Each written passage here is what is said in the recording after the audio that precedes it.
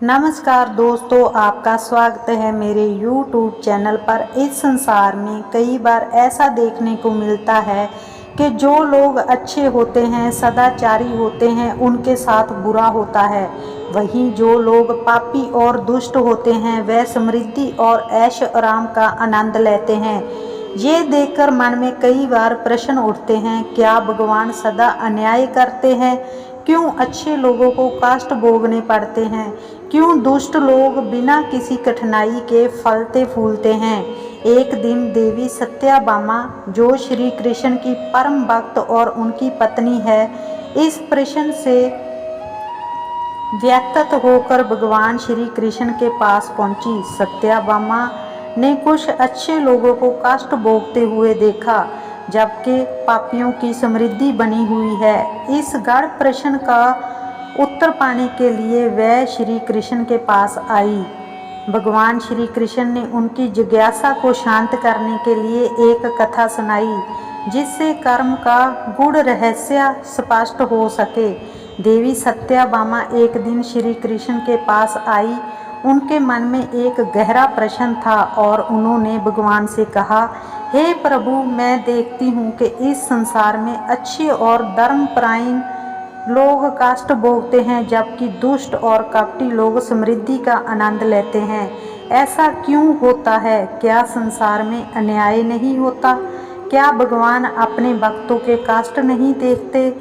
भगवान श्री कृष्ण ने उन्हें मुस्कुराते हुए देखा और उत्तर दिया, सत्याभामा, तुम्हारा प्रश्न गूढ़ है और ये प्रश्न बहुत से लोगों के मन में उठता है, परंतु कर्म का नियम इतना सरल नहीं है कि उसे तुरंत समझा जा सके। संसार में जो कुछ होता है वह कर्म के सिद्धांतों के अनुसार होता है। मैं तुम्हें एक कथा सुनाता हूँ जो इस रहस्य को समझने में तुम्हारी सहायता करेगी। बहुत समय पहले एक छोटे से गांव में धर्मदास नाम का एक व्यक्ति रहता था।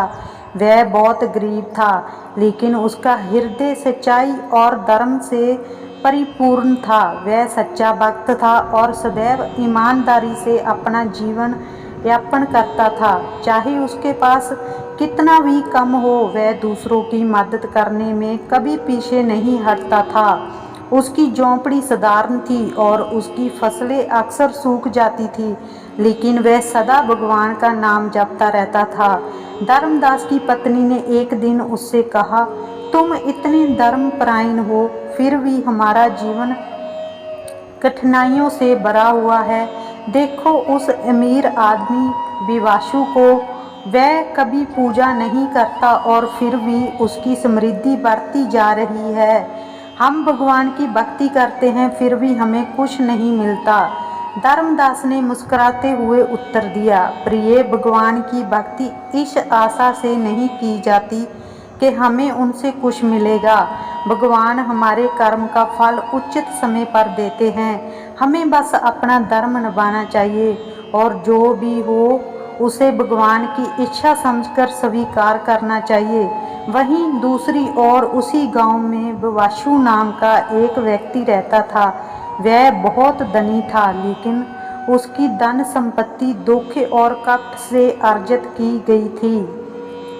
वह गरीबों का शोषण करता था, व्यापार में लोगों को धोखा देता था और केवल अपने लाभ की चिंता करता था। फिर भी उसकी समृद्धि दिन भर दिन बढ़ती जा रही थी। लोग उसकी शक्ति से डरते थे और उससे दूरी बनाते थे, परंतु उसके धन और ऐशो आराम का सम्मान भी करते थे। एक दिन धर्मदास और विपाशु दोनों ही अपने अपने कार्यों के लिए पड़ोसी राज्य की यात्रा पर निकले। धर्मदास को काम की तलाश थी ताकि वह अपने परिवार का पेट पाल सके, जबकि विपाशु अपने व्यापार को और आगे बढ़ाने के लिए वहां जा रहा था। दोनों के रास्ते में एक विशाल वृक्ष था, जिसके नीचे एक पंडित ध्यान मग्न बैठे थे। पंडित की उपस्थिति में शांति थी और उन्होंने धर्मदास और विवाशु के बीच का अंतर तुरंत महसूस कर लिया। धर्मदास ने पेड़ के नीचे कुछ देर विश्राम किया और फिर आगे बढ़ गया। पंडित ने देखा कि उसके चारों ओर एक पवित्र आभा थी। वही जब विपाशु वहां पहुंचा तो पंडित ने उसकी आभा में अंधकार और अंधेरा देखा। पंडित के मन में प्रश्न उठा कि आखिर क्यों एक धर्मपरायण व्यक्ति इतना कष्ट झेलता है, जबकि एक पापी सुख और समृद्धि का जीवन जी रहा है। उन्होंने ध्यान में जाकर भगवान श्री कृष्ण से इस प्रश्न का उत्तर मांगा। पंडित ने भगवान से पूछा, हे प्रभु, मैं ये समझ नहीं पा रहा हूँ कि ये धर्मदास इतना अच्छा और सच्चा व्यक्ति होते हुए भी कष्टों में जी रहा है, जबकि विपाशु जो पापी है वो ऐशो आराम का आनंद ले रहा है। क्या ये अन्याय है? भगवान श्री कृष्ण प्रकट होकर उत्तर देते हैं, ये सब कर्म का फल है। धर्मदास अपने पिछले जन्म के कुछ बुरे कर्मों का फल अब भी भुगत रहा है। उसके कष्ट अस्थायी है और जब ये कर्म समाप्त हो जाएंगे तो उसे सुख और समृद्धि प्राप्त होगी। दूसरी ओर विपाशु अपने पिछले जन्म के कुछ अच्छे कर्मों का फल भोग रहा है, लेकिन उसके वर्तमान कर्म उसे एक दुखद भविष्य की ओर ले जा रहे हैं।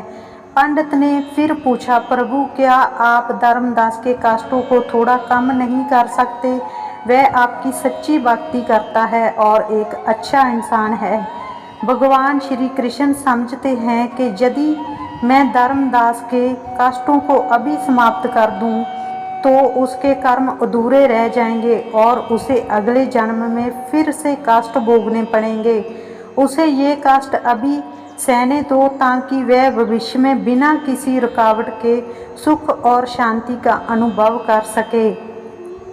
कर्म का नियम सदा अन्यायपूर्ण होता है, भले ही वह हमें तुरंत समझ न आए। भगवान श्री कृष्ण के उत्तर के कुछ समय बाद गांव में घटनाएं बदलने लगी। एक दिन जब धर्मदास अपनी जमीन पर काम कर रहा था, उसने मिट्टी में एक छोटा सोने का घड़ा पाया। ये उसके लिए भगवान की कृपा थी। उसने उस धन का सदुपयोग किया, अपने खेतों को सुधारा और जरूरतमंदों की मदद की। धीरे धीरे उसकी समृद्धि बढ़ने लगी और गांव के लोग उसकी प्रशंसा करने लगे। वहीं दूसरी ओर विपाशु की समृद्धि घटने लगी। उसकी बेईमानी और कपट उजागर हो गए और लोग उससे दूरी बनाने लगे। उसकी संपत्ति कम होने लगी और उसका सम्मान धीरे धीरे समाप्त हो गया। वह जो कभी गांव में शक्ति का प्रतीक था, अब तिरस्कार का पात्र बन गया था। भगवान श्री कृष्ण देवी सत्यभामा से कहते हैं, देखो सत्यभामा, कर्म का नियम सूक्ष्म और जटिल होता है। धर्मदास के कष्ट स्थायी थे और उसकी भक्ति और सच्चाई ने उसे अंततः समृद्धि दी। वही विपाशु सुर की समृद्धि क्षणिक थी और अब उसे अपने कर्मों का फल भुगतना पड़ेगा। यह संसार सदा अन्याय करता है, भले ही वह अन्याय तुरंत दृष्टि गोचर ना हो। देवी सत्यभामा ने भगवान को प्रणाम करते हुए कहा, हे प्रभु, मेरी शंका का समाधान हो गया है। आपकी कृपा से मैंने समझ लिया है कि कर्म का फल अवश्य मिलता है, भले ही वह देरी से क्यों ना हो। आपका अन्याय सदा सत्य और न्यायपूर्ण होता है। भगवान श्री कृष्ण मुस्कुराते हुए बोले, हाँ सत्यभामा, यही सत्य है। कर्म का फल कभी भी भूलता नहीं है, ये सदा समय पर आता है। हमें सच्चाई और धर्म के मार्ग पर चलते रहना चाहिए और जो कुछ भी होता है उसे भगवान की इच्छा समझकर स्वीकार करना चाहिए। तो दोस्तों, आपको ये कथा कैसी लगी आप कमेंट बॉक्स में ज़रूर बताना। अगर आप मेरे चैनल पर नए हो तो चैनल को ज़्यादा से ज़्यादा सब्सक्राइब करना, वीडियो को लाइक करना, शेयर करना। आज की वीडियो में बस इतना ही। मिलते हैं अगली वीडियो में। जय श्री कृष्णा, राधे राधे।